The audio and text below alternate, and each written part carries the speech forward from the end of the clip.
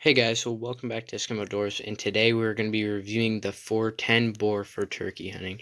And if you don't want to hear about me talking for a second, you guys skip ahead a little bit. We're going to do a patterning test, about 35 yards. If you just want to know, skip ahead a few minutes maybe. So this 410 right here, it's pretty expensive. It's about $5 a shot, and in some states, if you look right here, it says 9 shot. Number 9 shot is illegal in a lot of states. In Nebraska, it's illegal, and a lot of other places. So you're gonna have to check with your local guidelines before you use that for turkey hunting. A lot of states are obviously different, but I'll let you guys decide later on the video if the 410 is a turkey killer. So you guys are gonna go ahead, watch me, and decide for yourself. So this is about 3 inches, with some very few 410 shotguns do not support the 3-inch platform. They only have 2.5-inch shells that they will accept. You're going to need to read your gun and make sure that you can fit that in the chamber.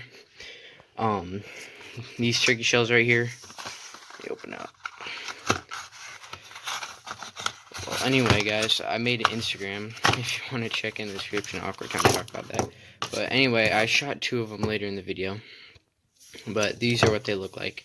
They're nice and shiny. They're maroon, kind of reddish, and they have a white, instead of a crimp, they have a white paper, it looks like right there. Probably water resistant, so no worries about that. The primer looks nice. Let me zoom in on that. 410, you can see it says on there, just so nobody makes a mistake. And I want to thank you guys because we hit 300 subs the other day, so that's awesome.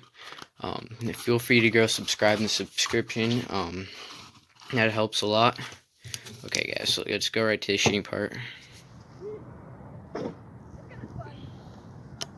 As we got the TSS loaded in the 410, we're aiming on a target about 35 yards away. Let's test it out.